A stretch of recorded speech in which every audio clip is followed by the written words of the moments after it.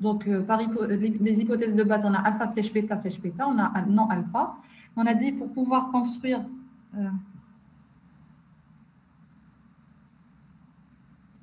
c'est bon, je commence le TD.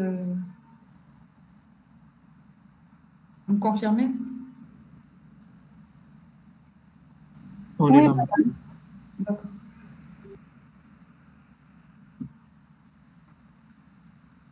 Donc, pour ceux qui ont assisté en présentiel, on a dit pour obtenir...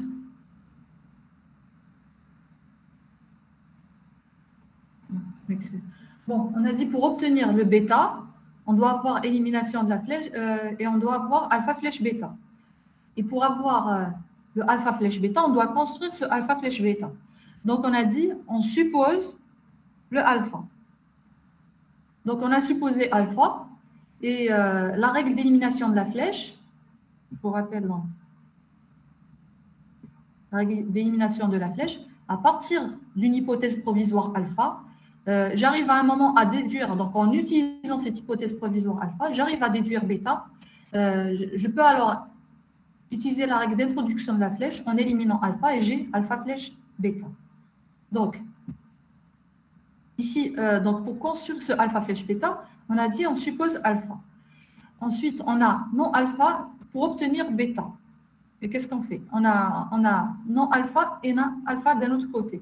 Ce qu'on peut faire avec des hypothèses contradictoires, c'est appliquer la A4. Là, on ne peut pas, par contre, avoir une contradiction. Je vais expliquer ça par la suite. Donc, on applique la A4 et du faux, on sait que du faux, d'après la A4, on peut obtenir n'importe quoi. Donc, nous, on a besoin d'obtenir le bêta. Donc, en utilisant cette hypothèse provisoire, alpha, on a pu obtenir bêta. Donc, on peut introduire la flèche et on a alpha flèche bêta. On élimine alpha. Et donc maintenant, on a alpha flèche bêta et on a alpha flèche bêta d'un autre côté. On peut utiliser la règle d'élimination de la flèche et on a bêta. Alors, la dernière fois, on avait proposé d'utiliser, vous m'aviez posé la question, pourquoi pas ne pas, au lieu de supposer alpha, pourquoi ne pas supposer alpha flèche bêta directement? Donc, et puis, on est tombé sur des cas un peu incohérents et je ne savais pas si c'était juste. Je vous ai dit, je vais prendre le temps de demander et de la reprendre avec vous. Donc, on avait pris ce cas. Donc, on avait... donc, je vais expliquer progressivement comment on est arrivé à ça. Donc, on a alpha flèche bêta. Et on a dit pourquoi ne pas supposer. On a en plus non alpha. On suppose non bêta de la négation de la conclusion. Et puis, on a dit, au lieu de supposer non alpha, pourquoi ne pas supposer alpha flèche bêta directement? Donc, on a essayé de supposer alpha flèche bêta directement. Élimination de la flèche, on obtient bêta. Contradiction avec non bêta, on obtient non alpha flèche non bêta. Donc, on a éliminé alpha flèche bêta, on obtient non alpha flèche bêta. Ensuite, on se retrouve avec non alpha flèche bêta. Il fallait donc construire alpha flèche bêta pour avoir une contradiction avec non alpha flèche bêta. On avait, je crois, supposé alpha et non alpha. On a appliqué la A4, on est arrivé à alpha flèche bêta. On a eu une contradiction, on a éliminé alpha, on a obtenu non alpha. Et d'un autre côté, on a utilisé alpha flèche bêta avec bêta.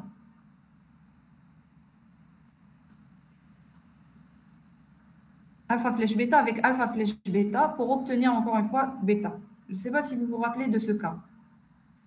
On a trouvé une contradiction, donc avec non bêta, on a éliminé non bêta, non bêta, on a obtenu bêta. Donc dans notre arbre, on s'est retrouvé avec deux conclusions. Je vous ai dit, je confirme après, si on peut se retrouver avec deux conclusions et c'est non. Donc, on doit tout relier.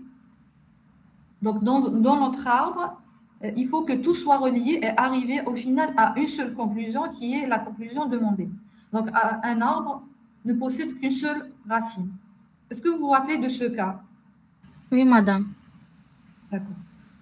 Donc, finalement, cette solution elle n'est pas correcte. Donc, si vous arrivez, en construisant votre arbre, vous arrivez à deux conclusions, c'est qu'il y a un problème quelque part.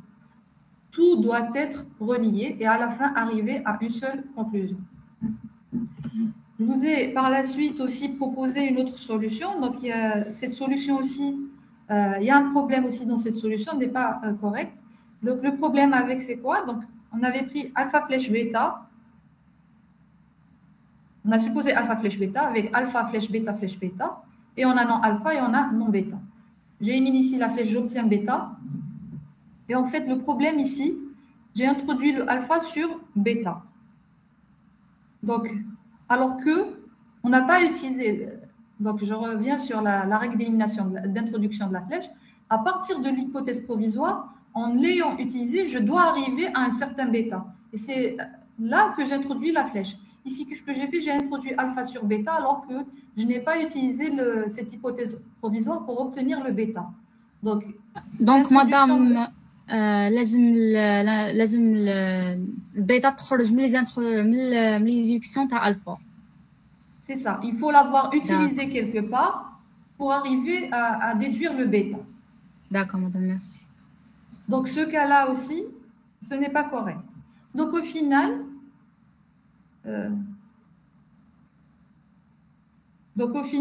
si je reprends la déduction correctement, donc je prends alpha flèche bêta, je le suppose, et j'ai alpha flèche bêta, et j'ai supposé non bêta, et j'ai le non alpha. J'élimine la flèche, j'obtiens bêta. Contradiction avec non bêta, j'obtiens non alpha flèche bêta. Je me retrouve avec non alpha flèche bêta, j'élimine bien sûr... pardon, hein, je répète. J'ai alpha flèche bêta comme hypothèse provisoire. J'ai non alpha. J'ai alpha flèche bêta et j'ai non bêta. Je peux éliminer la flèche, j'obtiens bêta. J'ai une contradiction, donc dans ce cas-là, je peux éliminer, vu que non bêta doit être la dernière à être éliminée. Je peux éliminer alpha flèche bêta, j'obtiens non alpha flèche bêta. Pour avoir une contradiction avec ça et éliminer non bêta, je dois construire la flèche. Pour construire la flèche, je dois supposer alpha. Je suppose alpha. J'ai à côté non alpha. J'applique. Donc, qu'est-ce que je peux faire avec ça? Je ne peux que appliquer la A4. J'obtiens ce que j'ai besoin, donc c'est bêta. Maintenant que j'ai bêta, je peux introduire la flèche et j'élimine le alpha que j'ai supposé. J'ai alors alpha flèche bêta en contradiction avec non alpha flèche bêta. Donc, je peux éliminer le non bêta en introduisant le non. J'ai non non bêta, élimination du non, j'ai bêta. Donc, au final, on s'est finalement retrouvé à être obligé de supposer alpha et d'appliquer la A4. Donc, au lieu de supposer alpha flèche bêta, il vaut mieux, dès le départ, construire. Donc, au lieu de supposer alpha flèche bêta, il vaut mieux faire de telle manière à construire alpha flèche bêta. Et pour pouvoir le construire, on suppose alpha. Et comme je ne peux pas faire grand-chose avec alpha, par contre, comme j'ai supposé alpha et que j'ai à côté non alpha, je peux appliquer la A4. Est-ce que c'est plus clair? Oui, c'est clair, madame, pour moi. Pour les autres? Oui. Vous vous rappelez de ces cas-là qu'on a vus en TD la semaine passée? Oui, madame, même si vous ne vous rappelez pas. Donc, est-ce que vous arrivez à voir en fait les erreurs et comment les corriger? Oui. Est-ce que vous avez compris donc les erreurs, où est-ce qu'on les a faites et comment les corriger? Je passe alors. Donc, madame, pareil, oui. J'ai une question. Est-ce que si on a par exemple non A et non B et وعندنا non B et non A, est-ce que ما بين هاد les deux نقدر ندير contradiction ولا لازم يكون l'ordre c'est important? Oui, l'ordre est important dans la syntaxique. Là, il n'y a pas de commutativité. D'accord, merci. Pour la 5, par exemple, on aurait pu, pour la 5, voilà comment on l'a fait.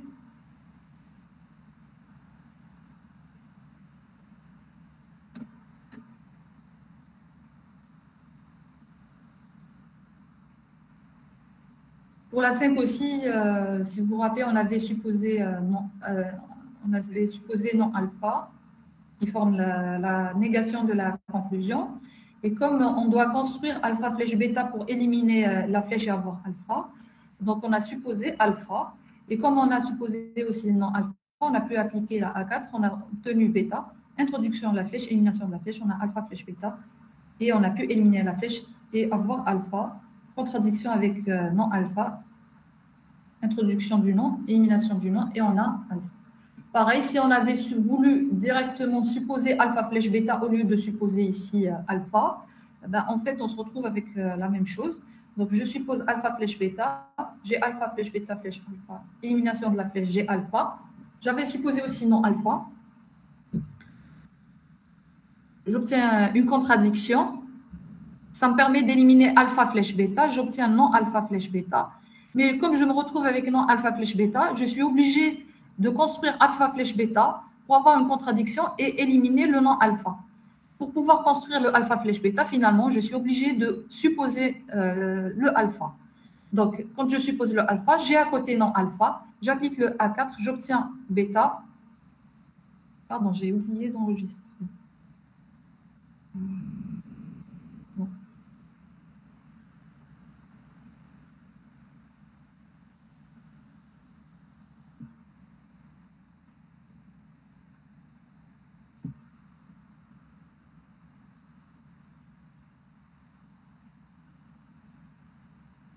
Bon, de toute façon, même si je n'ai pas enregistré, je vous ai mis ici toutes les explications en rouge. Donc, je disais ici, on aurait pu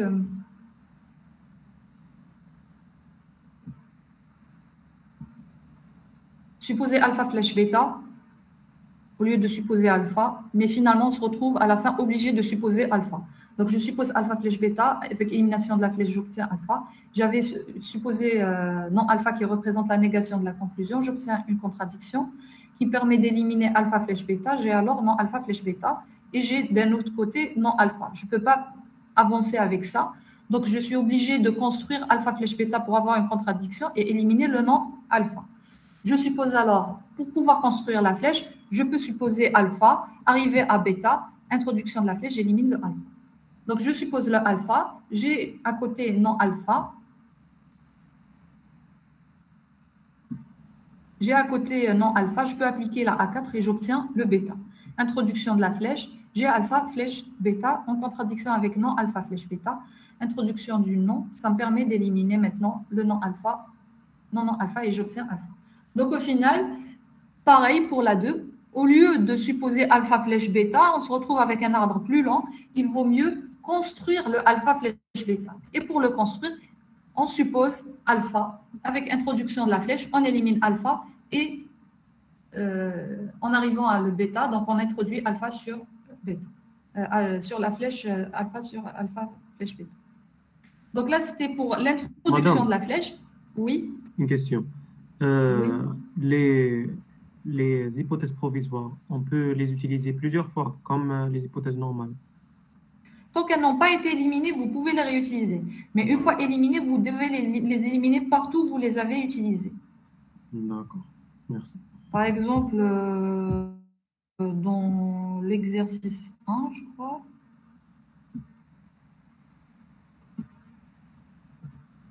Je me rappelle qu'on avait réutilisé, oui, là.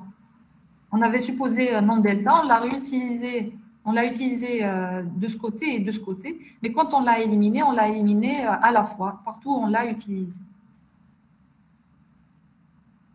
Donc là, c'était pour bien expliquer comment introduire la flèche. Donc vous avez une hypothèse provisoire, vous l'avez utilisée, vous avez une hypothèse provisoire alpha, vous l'avez utilisée pour obtenir le bêta. Vous pouvez alors introduire la flèche sur alpha flèche bêta et éliminer alpha. Pareil en fait pour l'introduction du nom, parce que j'ai vu quelques erreurs sur l'introduction du nom. Donc vous avez un ensemble d'hypothèses. Les erreurs que j'ai vues, en fait, c'était sur la 4 du devoir à rendre.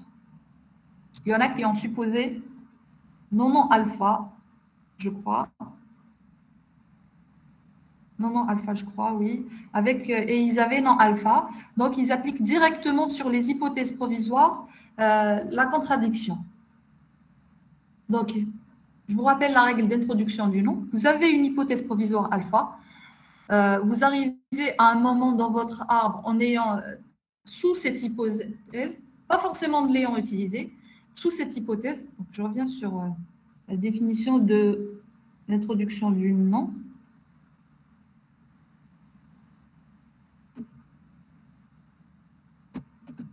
Donc, si sous l'hypothèse provisoire alpha, on peut déduire une formule et sa négation, donc une contradiction, alors on peut déduire, donc on peut introduire le nom et éliminer alpha. Donc, pas forcément en ayant utilisé cette hypothèse provisoire, mais sous cette hypothèse provisoire, vous arrivez à une formule et sa contradiction. Alors là, vous pouvez introduire le nom. Oui, oui. Madame, pour réutiliser une hypothèse provisoire, on devra la réécrire, du coup. En fait, si on a déjà supprimé une hypothèse provisoire, attendez, et on veut la réutiliser, on écrit la même une autre fois. Oui, vous pouvez la réécrire. Pourquoi pas l'utiliser en double? Attendez, 2 secondes. J'ouvre juste le TD1, plutôt l'exercice 1.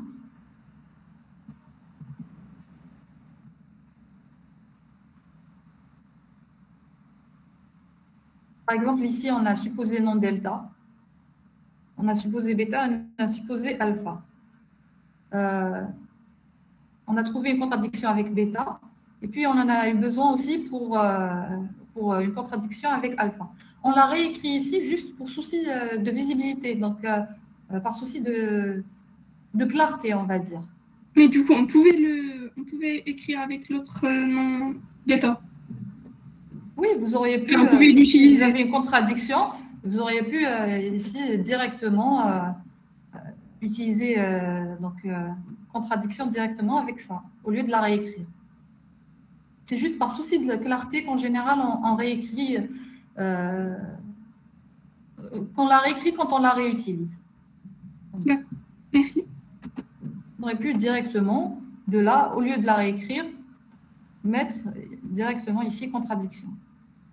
Vous voyez? Mais juste, il ne faut pas se tromper, parce que si vous la réécrivez, il ne faut pas oublier de la supprimer là où vous l'avez réécrite. En fait, si vous ne la réécrivez pas, ça vous permet de la supprimer une seule fois. Et si vous la réécrivez, ça vous permet d'avoir un arbre plus clair. C'est tout. D'accord? D'accord, merci. Donc, je reviens sur... oui? J'ai une question. Oui. Si on a une hypothèse de base, par exemple, non alpha, oui. Est-ce qu'on peut éliminer le nom? Oui, vous pouvez appliquer la règle d'élimination du nom et vous avez alpha. D'accord. C'est un peu comme la 8, qui représente en fait la 6 du devoir en fait. Vous avez non R. Il y en a qui ont écrit directement R. Et là, en fait, je vous ai dit, il faut toujours garder vos doubles négations. Vous appliquez la règle d'élimination du non et vous obtenez votre R. Donc, j'enchaîne sur ce que je voulais dire ici sur la règle d'introduction du nom. Donc, pour l'introduction de la flèche, on a dit on suppose un certain alpha. Avec d'autres hypothèses, vous arrivez au bêta et vous introduisez, donc vous pouvez introduire le alpha sur bêta et éliminer alpha. Pour l'introduction du nom, par contre, sous cette hypothèse provisoire, vous devez arriver à une formule et sa contradiction. Donc, vous ne pouvez pas prendre une hypothèse provisoire alpha avec non alpha. Vous arrivez à vous mettez contradiction, introduction du nom, j'élimine le alpha, j'ai alors non alpha. Parce qu'en fait, il y en a qui ont utilisé ça, qui ont confondu avec la A4, la démonstration de la A4. Mais la A4, le alpha et le non-alpha qu'on a, en fait, c'est des hypothèses de base. Ce n'est pas des... Regardez ici la différence avec ce que je viens de vous montrer. Le alpha ici et le non-alpha, c'est des hypothèses de base. Ce ne sont pas des hypothèses provisoires. Mon alpha ici, ce n'est pas une hypothèse provisoire. Donc, sous bêta, j'ai pu trouver une contradiction entre alpha et non-alpha. Sous non-bêta, pardon. Pourquoi on dit sous l'hypothèse provisoire? Par exemple, ici, on avait supposé non-alpha. On ne l'a pas utilisé pour avoir la contradiction. Par contre, à partir de bêta et non-bêta, sous non-alpha, je suis arrivé à avoir une contradiction. Donc, je suis arrivé à avoir une formule et sa contradiction. Donc, je reviens sur l'erreur qui revient souvent ici.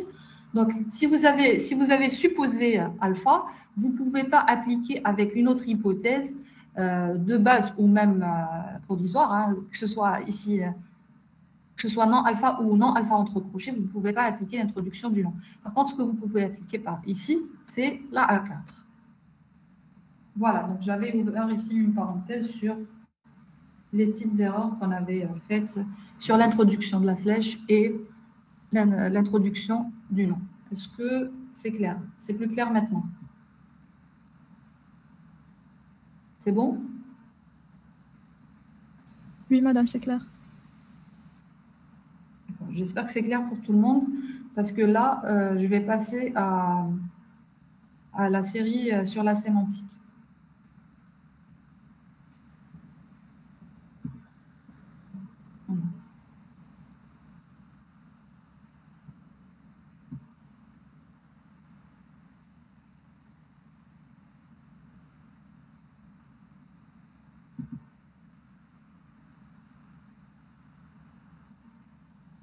Je ne sais pas si vous avez pris le temps de voir au moins l'exercice 1, vu que la dernière fois, on avait fait que on s'était arrêté juste au niveau des définitions. Donc, on vous demande ici de vérifier si ces formules sont valides, tautologie, satisfiables, insatisfiables, donc antilogie, en utilisant les tables de vérité. Donc, on va pour chaque formule dresser sa table de vérité et puis vérifier si c'est une tautologie, satisfiable, insatisfiable.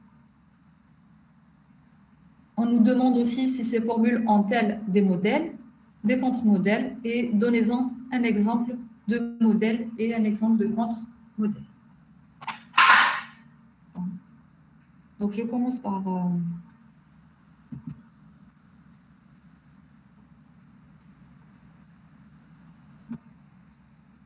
l'exercice 3, plutôt l'exercice 1. Donc, juste rappel rapide.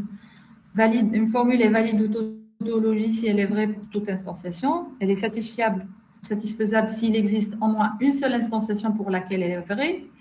C'est une ontologie si elle est fausse pour toute instantiation. Donc, une instantiation I qui donne la valeur vraie à une formule alpha est appelée un modèle de la formule. Une formule alpha qui accepte un modèle est satisfiable. Une instantiation I qui donne la valeur faux à une formule alpha est un contre-modèle de la formule. Donc, on commence par la première formule. On dresse sa table de vérité. Donc, on a P, double flèche, non P. Donc, on a une seule variable propositionnelle, P, qui peut être vrai ou faux. Non P, donc c'est faux, vrai.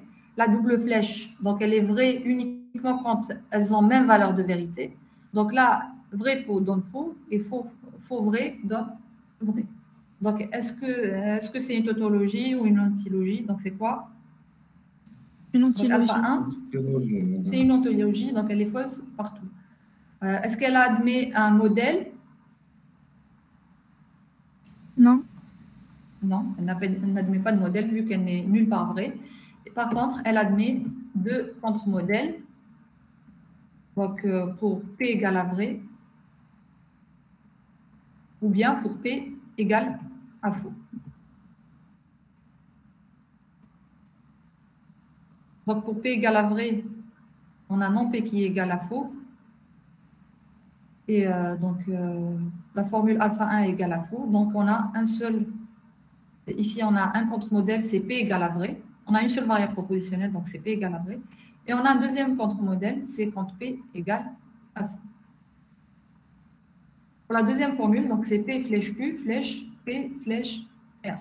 Donc on va dresser sa table de vérité. Ici, on a 3 variables propositionnelles. Donc on se retrouve avec 2 puissance 3, donc 8 lignées possibles pour la table de vérité.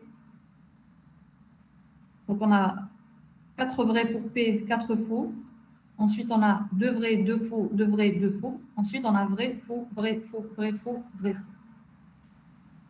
Pour la flèche, on a dit, elle est vraie. Quand est-ce qu'elle est vraie, la flèche?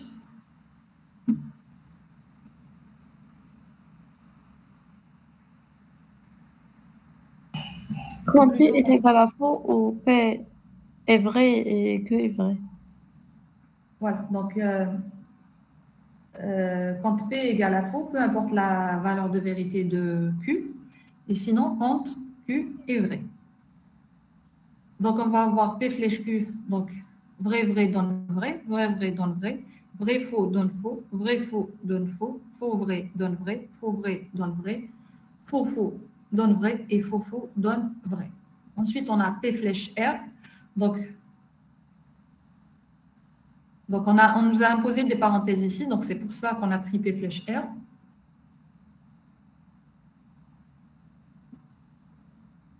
Donc là, pareil, hein, il faut toujours poser vos parenthèses par ordre de priorité pour extraire vos sous-formules. Donc on a ici 2 flèches qui se suivent. Donc on va de gauche à droite. On a P flèche Q d'abord. Et puis on nous a imposé et puis par la suite P flèche Q, flèche P flèche R qui représente alpha 2. Donc on nous a imposé les parenthèses P flèche R, c'est pour ça qu'on a pris ici P flèche R. Donc P flèche R, donc vrai, vrai donne vrai, vrai, faux donne faux, vrai, vrai donne vrai, vrai, faux donne faux, faux, vrai donne vrai, faux, faux donne vrai, faux, vrai donne vrai et faux, faux donne vrai. Donc alpha 2 c'est P flèche Q, flèche P flèche R. Donc on a une flèche pareille, donc vrai, vrai donne vrai, vrai, faux donne faux, faux, vrai donne vrai, faux, faux donne vrai, vrai, vrai donne vrai, vrai, vrai, vrai, vrai, vrai, vrai. Et pour finir, vrai, vrai donne vrai. Est-ce que c'est une tautologie? Non. Non. D'accord. Si ce n'est pas une tautologie, donc, est-ce qu'elle est satisfiable?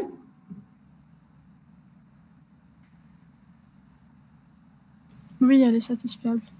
Oui, elle est satisfiable. On voit bien qu'il y a cette ligne pour laquelle elle est vraie. Nous, dès qu'on a une seule ligne pour laquelle alpha 2 est vrai, alors elle est satisfiable. Donc ici, on a cette instantiation pour laquelle alpha 2 est vrai.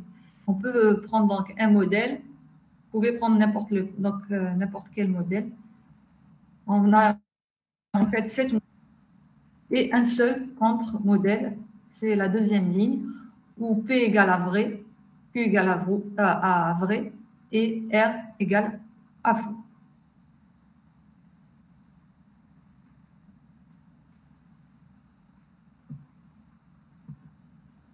Donc j'enchaîne sur alpha 3. On a P ou Q, flèche, non P. Qu'est-ce qu'on a comme... donc ici, on a 2 variables propositionnelles. Qu'est-ce qu'on a comme sous-formule?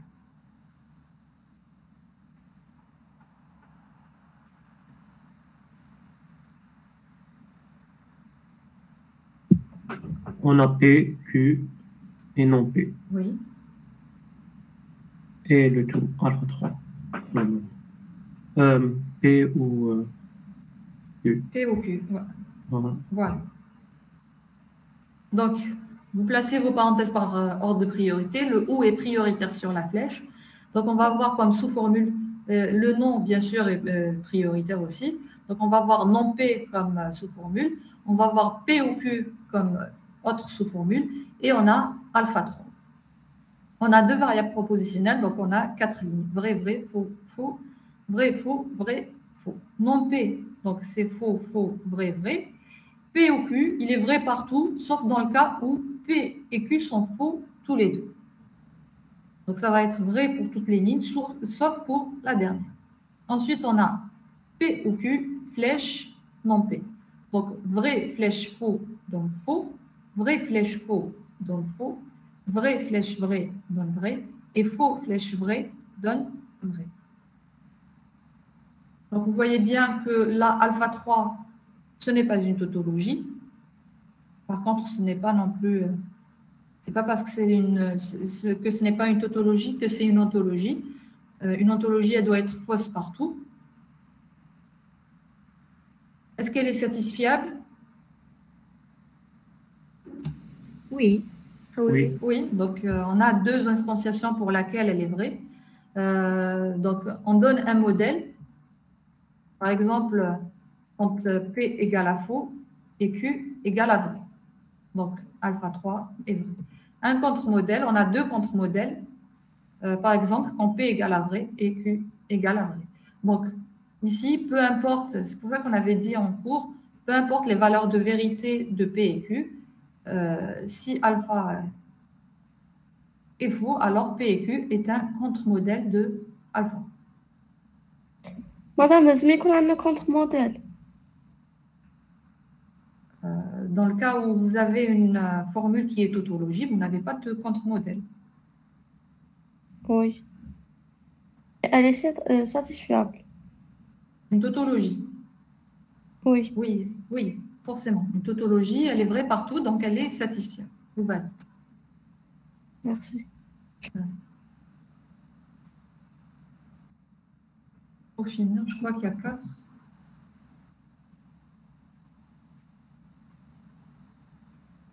Oui, on arrive à la 4e.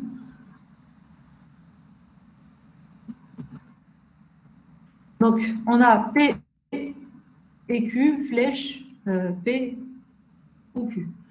Ici, on a mis les parenthèses, mais on aurait pu ne pas les mettre. Le ou est prioritaire, donc forcément, on va voir P ou Q comme sous-formule. Le et aussi est prioritaire, donc on va avoir P et Q. Et puis, on a la flèche pour alpha 4. Donc, on a deux variables propositionnelles. On a le P qui peut être vrai, vrai, faux, faux. On a le Q qui peut être vrai, faux, faux. On a P et Q. Donc, le et, il est vrai uniquement quand P et Q sont vrais toutes les deux. Donc, c'est juste à la première ligne. Les autres, c'est faux. Le ou, c'est le contraire. Donc, il est vrai partout, sauf quand les deux sont à faux. Et puis, on a donc P et Q, flèche, P et Q, flèche, P ou Q. Donc, vrai, vrai donne vrai. Faux, vrai donne vrai. Faux, vrai donne vrai. Et faux, faux donne vrai. Donc, vous voyez que alpha 4 ici obtenue, elle est vraie pour toutes les instantiations de sa table de vérité. Donc là, c'est une tautologie. Tautologie. Voilà. Là, donc, j'ai 4 modèles. Et dans ce cas-là, par contre, vous voyez qu'on n'a pas de contre-modèle. Alpha 4 est une tautologie. Je prends un exemple de modèle. Par exemple, quand P égale à vrai et Q égale à vrai. Pour le contre-modèle, donc alpha 4 n'admet pas de contre-modèle. Une tautologie n'admet donc jamais de contre-modèle. Voilà, pour l'exercice 1.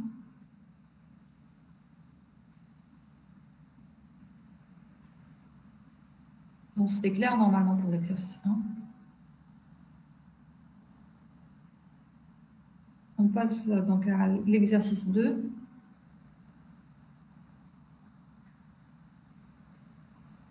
On nous dit montrer que si alpha est une tautologie, alors alpha ou bêta est une tautologie et alpha et bêta est équivalente à bêta.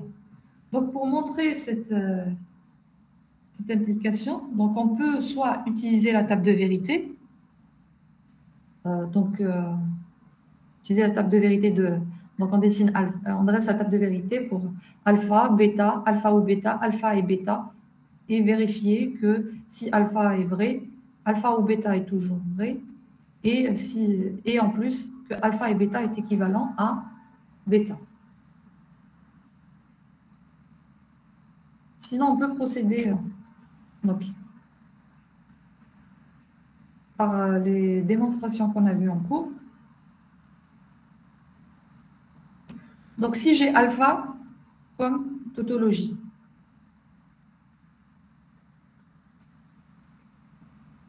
Qu'est-ce que ça veut dire ici? Si je prends alpha ou bêta.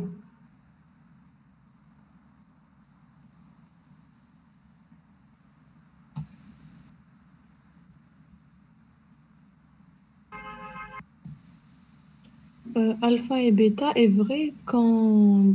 enfin, plutôt, alpha ou bêta est vrai quand au moins l'une des deux est vraie. Donc, alpha vrai, enfin, Oui, alpha tautologie, donc alpha ou bêta est bien une tautologie aussi. c'est ça. Donc, vous avez alpha et bêta, comme vient de le dire de votre camarade, qui est vrai si alpha est vrai ou bien bêta est vrai. On l'a vu en cours que alpha ou bêta, je reviens sur le cours,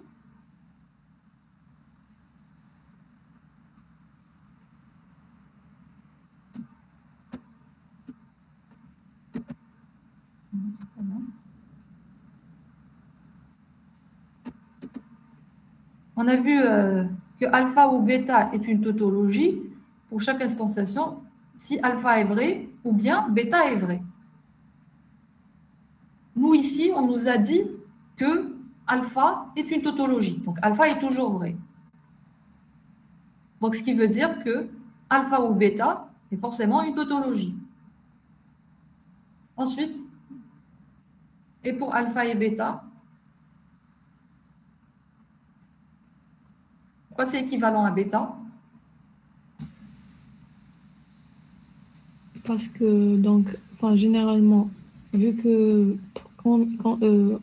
concernant le et, c'est c'est vrai quand les deux sont vrais, et pour le reste, c'est faux.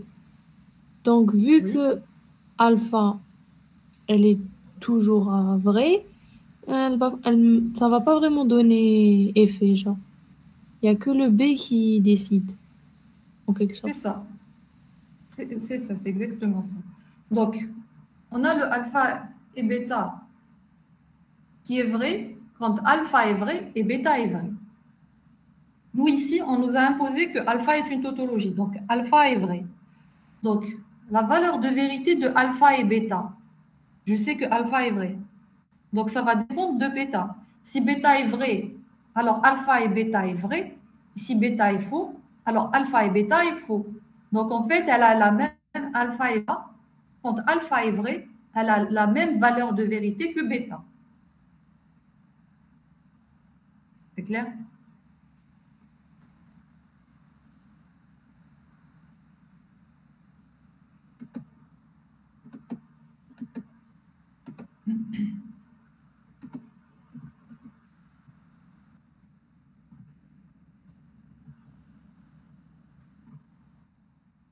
Donc, on a dit si alpha est une tautologie, ça équivaut que alpha est vrai pour toute instantiation. Donc, alpha ou bêta est vrai pour toute instantiation, vu que alpha est vrai. Et puis, alpha et bêta est équivalent à bêta si on a ici que alpha est vrai. Alors, si bêta est faux, donc alpha et bêta est faux. Et si bêta est vrai, alors alpha et bêta égale à vrai. Donc, bêta faux, alpha et bêta faux. Ils ont même valeur de vérité. Et bêta vrai, alpha et bêta égale à vrai. Donc, ils ont même valeur de vérité. Qu'est-ce que c'est qu'une équivalence logique? Donc, elles ont la même valeur de vérité. Une équivalence logique de deux formules, c'est que ces deux formules ont même valeur de vérité. Quand elles sont toutes les deux vraies, ou bien quand elles sont toutes les deux fausses. Donc, elles sont équivalentes. Donc, alpha et bêta, c'est que pour toutes les instantiations qu'on a, si alpha est vrai, bêta aussi est vrai. C'est ça l'équivalence logique. Donc, alpha et bêta est équivalent à bêta. Donc là, on l'a démontré sans utiliser la table de vérité. En utilisant la table de vérité, donc on dresse la table de vérité pour alpha, pour bêta, pour alpha ou bêta et pour alpha et bêta. Donc alpha est toujours vrai, on nous a imposé que alpha est une tautologie, bêta peut être faux et peut être vrai, alpha ou bêta, vrai-faux donne vrai, et vrai-faux donne vrai. Donc si alpha est une tautologie, alors alpha ou bêta est aussi une tautologie. Et puis, alpha et bêta, Donc, vrai, faux donne faux et vrai, vrai donne vrai. Donc, on voit bien que bêta, elle a les mêmes valeurs de vérité que alpha et bêta. Donc, elles sont équivalentes.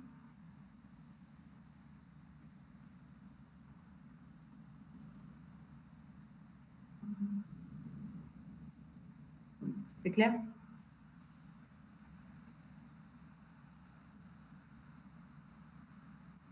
Je passe donc... Alors là, j'aurais aimé qu'on ait eu le temps de faire le cours d'abord, que vous ayez le temps de préparer ici les équivalences logiques. Ce que je vais faire, on va faire ensemble quelques-unes et puis je vous donnerai le temps par la suite de préparer vous-même les autres. Donc, on a la première équivalence. Donc, montrer les équivalences suivantes sans utiliser l'étape de vérité. Donc là, on nous impose de ne pas utiliser l'étape de vérité. Donc, ce qu'on va utiliser, c'est les exemples d'équivalence qu'on a vus tout au long des différents cours. Donc, pour la première, on nous dit que non P ou Q, on doit démontrer que non P ou Q est équivalent à non P et non Q.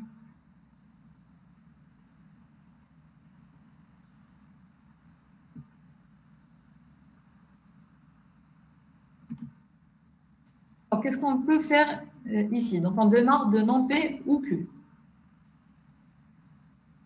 Distributivité du nom. Voilà, donc on peut appliquer la loi de Morgan.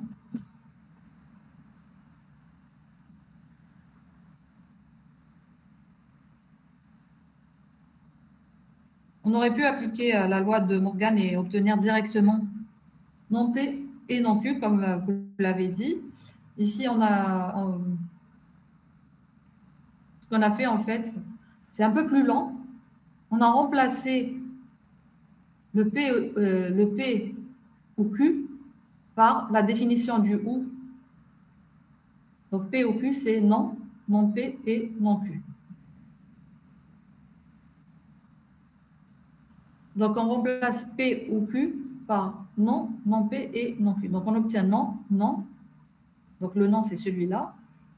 Et donc, P ou Q, pardon, c'est non, non P et non Q. On enlève la double négation, donc avec la toujours loi de Morgan, non alpha, c'est équivalent à alpha. Donc, on obtient non P et non Q. Et on a donc notre résultat. Sinon, on peut directement appliquer, comme l'a dit votre camarade, la loi de Morgan sur non P ou non P ou Q. Donc, on distribue le nom, on va avoir non P et non Q.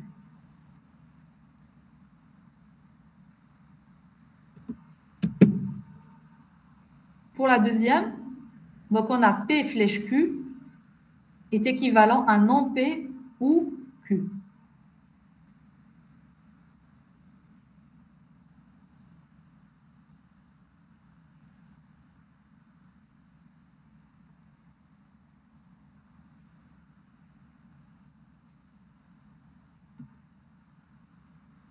Donc, qu'est-ce qu'on peut ici? Donc, on démarre de la flèche. On applique la définition alpha flèche bêta est équivalent à non alpha et non bêta. Donc, on obtient non P et non Q. Donc, qu'est-ce qu'on peut ensuite faire? La loi de Morgan. C'est ça, on distribue le nom. Donc, on va avoir non P ou non Q.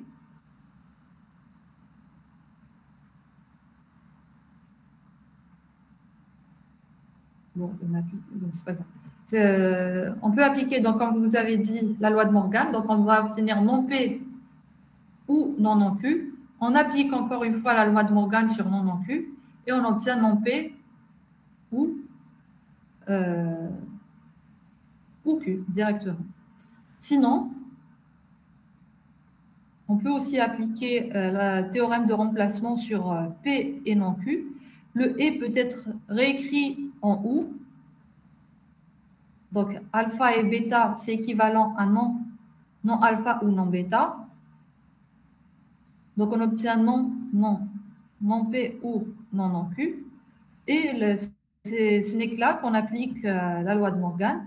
Donc, on élimine cette double négation et cette double négation.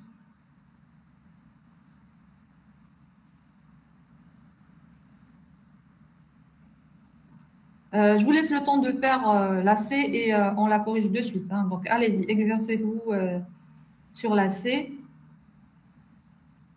On a P flèche Q et R. On doit trouver qu'elle est équivalente à P flèche Q et P flèche R.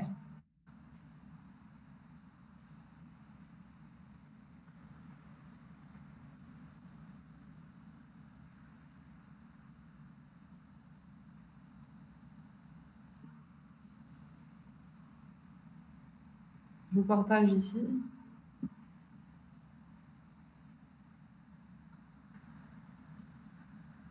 Allez-y.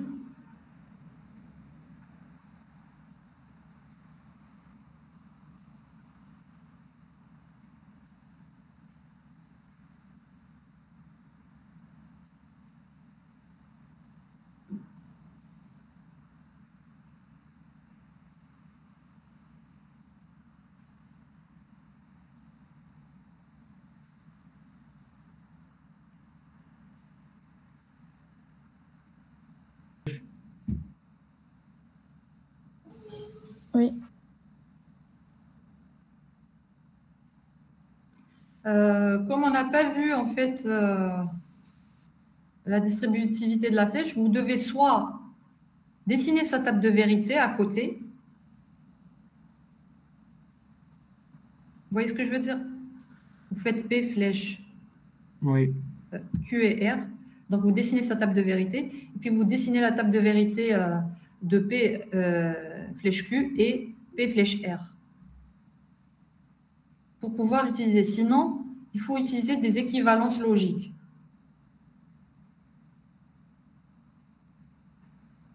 On n'a pas, en fait, défini cette... oui, bien sûr.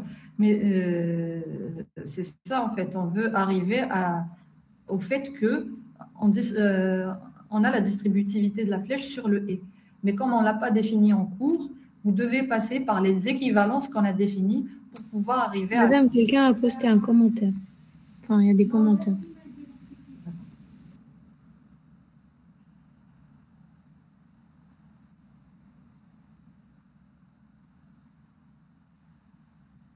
On transforme la flèche et on distribue, puis...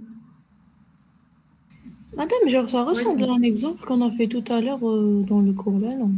Non, genre, Oui, ça ressemble à... Je crois que c'est... Je ne sais plus si c'est le même, mais... ouais, oui, ça a l'air d'être le même.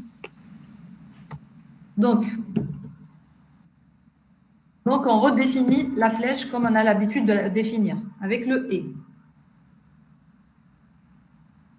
Donc, P flèche Q et R, c'est non P et Q et R. Ensuite, donc là, on a vu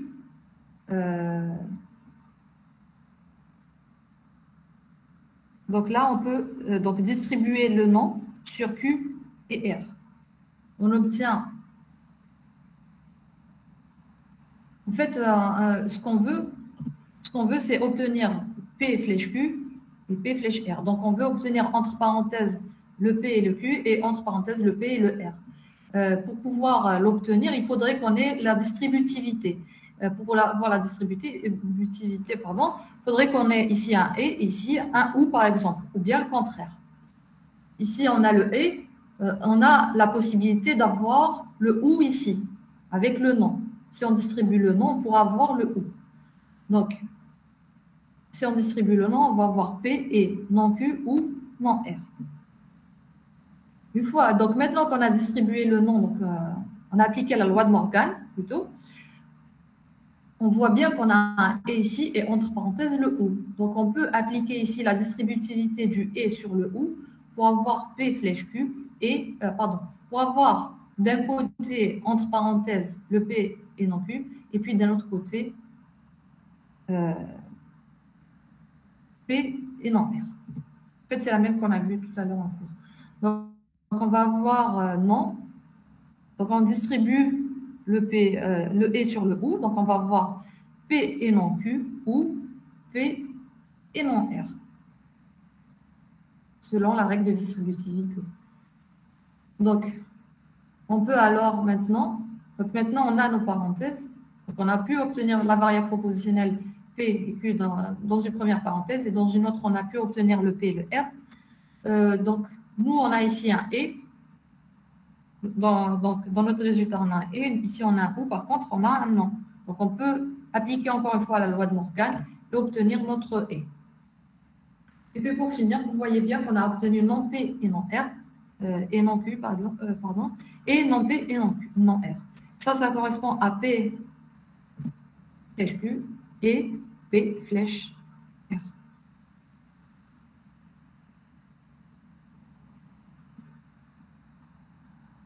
Allez-y, essayez de faire la D. Donc là, vous voyez que la D, c'est la distributivité de la flèche. Donc on va avoir P flèche R, P flèche Q et P flèche R.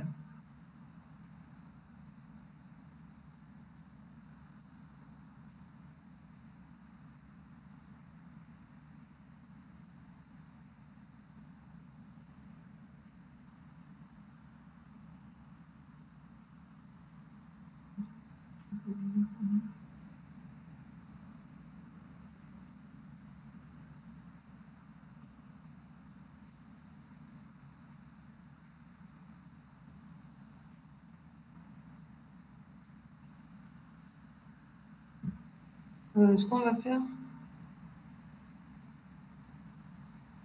je préfère vous laisser le temps, en fait, je vais arrêter l'enregistrement ici.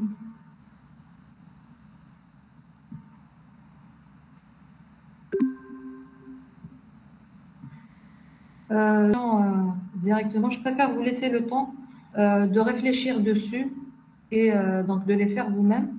Et on corrigera donc la semaine prochaine. Voilà. On peut arrêter ici.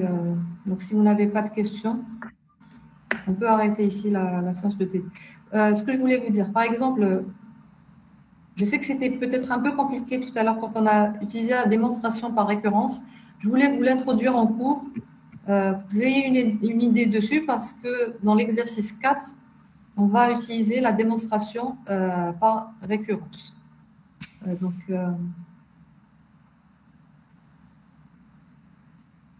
Ce que je vais faire, je vais vous envoyer le cours, ce qu'on a fait.